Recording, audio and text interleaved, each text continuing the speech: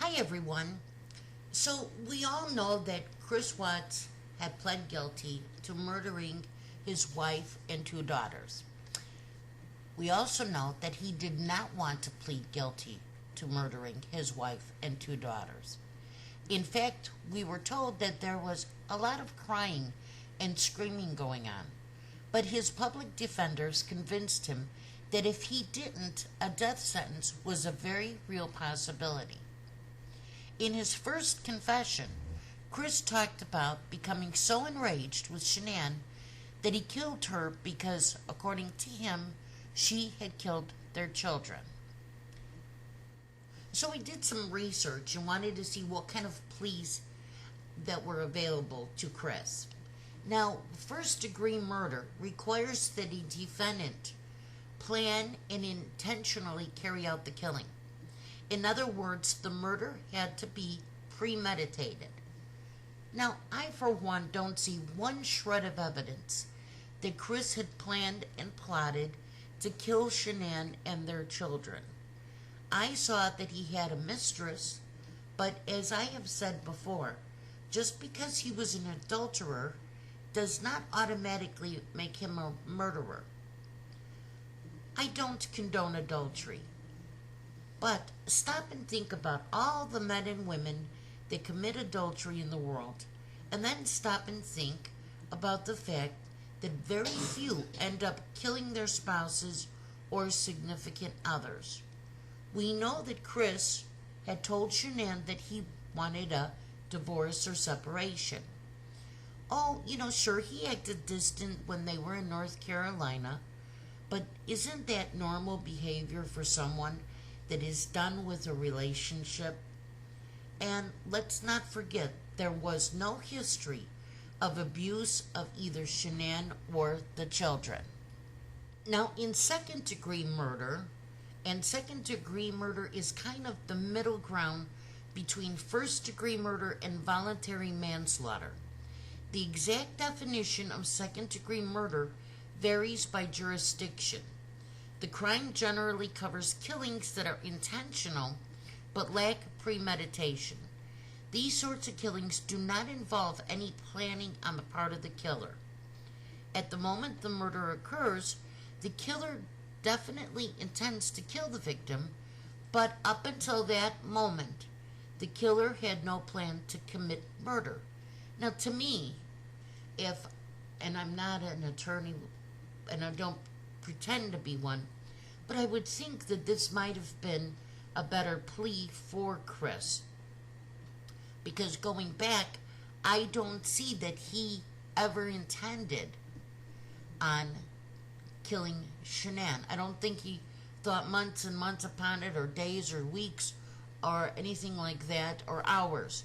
I think it just happened if he in fact had killed her and the children. Voluntary manslaughter, often called a heat of passion crime.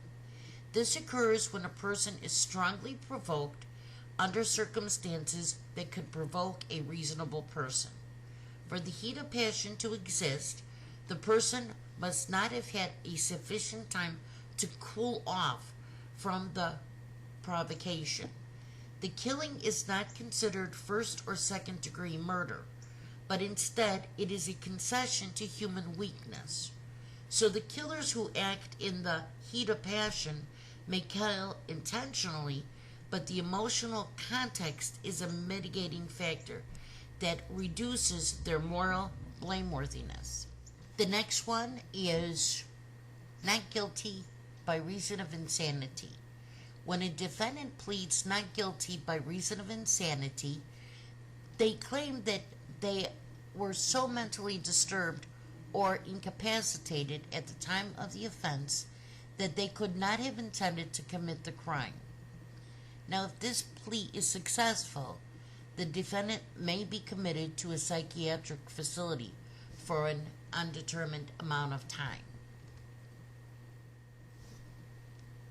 Lastly, I want to talk about the Alford plea. And this is kind of why I made this video.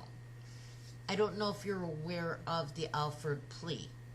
In the Alford plea, a defendant who claims to be innocent but doesn't want to risk going to trial can sometimes take what has become known as the Alford plea. It's named after the Supreme Court's decision in North Carolina versus Alford, 400 U.S. 25, 1970. Although the Supreme Court in Alford held that a plea of guilty by someone who claims to be innocent does not violate the Constitution, it also held that states could make their own laws regarding such pleas.